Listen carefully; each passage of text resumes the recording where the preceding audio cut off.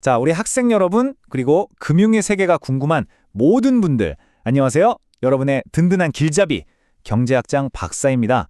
오늘 이 미시킨의 화폐와 금융교과서를 가지고요.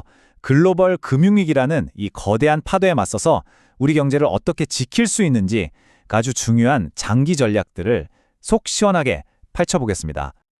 자, 그럼 우리 본격적인 탐험에 앞서서 이런 질문 한번 던져볼게요. 아니, 어떻게 저 지구 반대편에 있는 한 나라의 금융 문제가 순식간에 번져서 전 세계를 공포에 떨게 만드는 어마어마한 위협이 될 수 있을까요? 바로 이 질문이 오늘 우리가 풀어야 할 가장 큰 숙제입니다. 네, 바로 접니다. 경제학장 박사, 그리고 경제 수호자를 꿈꾸는 우리 아주 똑똑한 두 제자와 함께 이 미스터리를 한번 파헤쳐 볼 겁니다. 다들 준비됐죠? 좋습니다. 오늘 우리의 미션 브리핑, 바로 작전 목표를 공개합니다.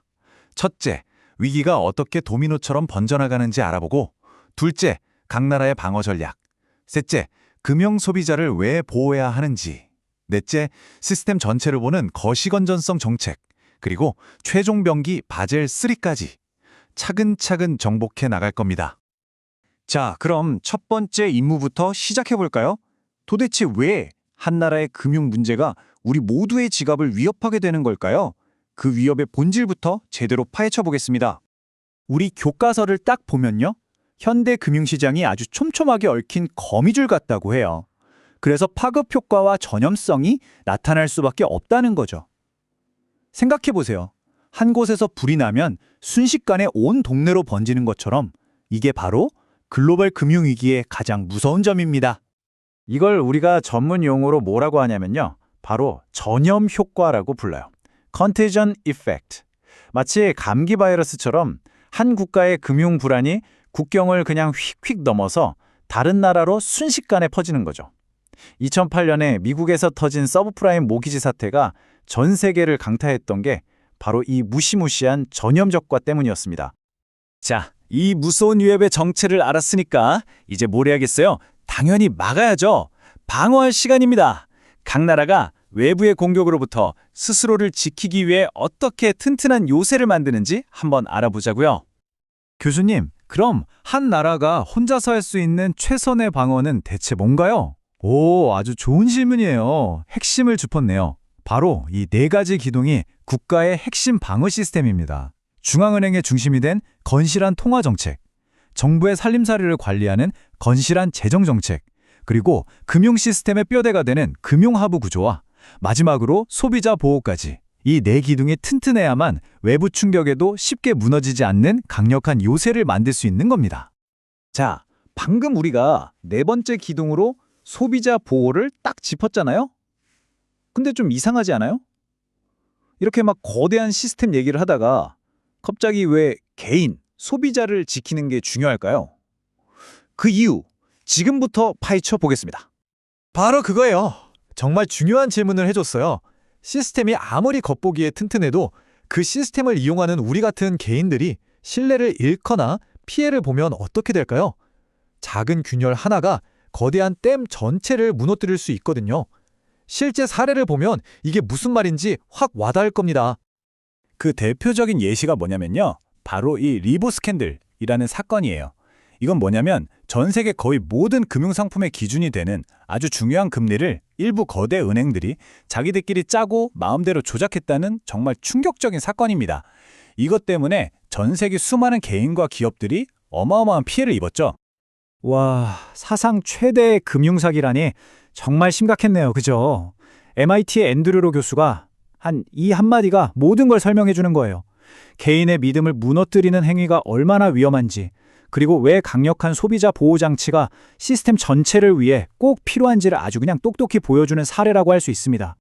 자, 이런 말도 안 되는 사건을 겪고 나니까 이 규제 당국도 정신이 번쩍 든 거죠. 우리가 지금 뭔가를 완전히 잘못 보고 있었구나 하고 말이에요. 그들의 관점이 어떻게 근본적으로 바뀌었는지 한번 보시죠. 그러니까 예전에는요, 개별 은행, 그러니까 나무 하나하나가 건강한지 튼튼한지만 봤어요. 이게 바로 미시 건전성 관점이죠. 근데 어때요? 나무가 아무리 튼튼해도 숲 전체에 산불이 나면 다 타버리잖아요. 그걸 뼈저리게 깨달은 거예요. 그래서 이제는 금융 시스템 전체, 즉 숲의 건강을 살피는 거시 건전성 정책으로 관점이 완전히 바뀐 겁니다. 자, 이렇게 숲 전체를 관리하는 새로운 패러다임이 생겼으니 당연히 여기에 맞는 새로운 최종 병기가 필요하지 않았겠어요? 그래서 등장한 게 바로 국제금융계 어벤져스라고 할 수 있는 바젤 3입니다. 우리 교과서에도 딱 나와 있죠. 이 바젤 3는 2008년 금융위기를 겪고 나서 다시는 이런 일을 겪지 말자 하면서 만든 아주 강력한 대응책이라는 겁니다. 이게 바로 글로벌 금융 시스템을 지키는 최종 병기인 셈이죠. 그럼 이 최종 병기는 대체 어떤 능력을 가졌을까요? 마치 아이언맨 슈트처럼 핵심 기능이 두 가지가 있어요. 첫째, 위기 시 손실을 흡수해서 은행이 바로 쓰러지는 걸 막아주는 강력한 방어막, 자본 완충제도. 둘째, 갑자기 돈이 필요할 때 자산을 헐값에 팔아치우는 패닉을 막기 위한 비상에너지 팩, 유동성 완충제도입니다. 이 두 가지 장치 덕분에 은행 시스템이 예전보다 훨씬 더 튼튼해진 거죠. 근데 왜 하필 3일까요? 다 이유가 있습니다. 이게 바로 바젤 규제의 세 번째 버전이란 뜻이거든요. 첫 번째, 두 번째 버전의 약점을 보완해서 탄생한 가장 진화되고 강력한 형태라는 거죠. 실패로부터 배운 거예요, 우리 인류는. 자, 이렇게 오늘 정말 많은 걸 배웠는데요. 이제 강의를 마무리하면서 이 모든 게 우리 학생들 그리고 여러분의 금융 공부 여정에 어떤 의미가 있는지 한번 이야기해 볼게요. 오늘 우리가 머리 아프게 배운 이 복잡한 시스템들, 이게 그냥 교과서에만 있는 죽은 지식이 절대 아니에요. 이걸 이해하는 것 자체가 변동성 심한 주식시장, 어디로 튈지 모르는 환율, 그리고 채권의 세계를 안전하게 항해할 수 있게 해주는 여러분만의 슈퍼파워가 되는 겁니다. 왜냐고요? 이 모든 시장의 밑바탕에는 바로 오늘 배운 안정성이라는 원리가 깔려있기 때문이죠. 물론 쉽지 않죠. 처음엔 당연히 어렵게 느껴질 거예요. 하지만 오늘 우리가 하나하나 도미노를 쓰러뜨리듯 살펴본 것처럼 차근차근 공부하다 보면요. 어느새 금융시장을 꿰뚫어보는 눈을 갖게 될 겁니다. 자, 이제 금융시장을 정복할 준비 되셨습니까? 여러분의 그 멋진 여정을 저 경제학 장 박사가 늘 곁에서 응원하겠습니다.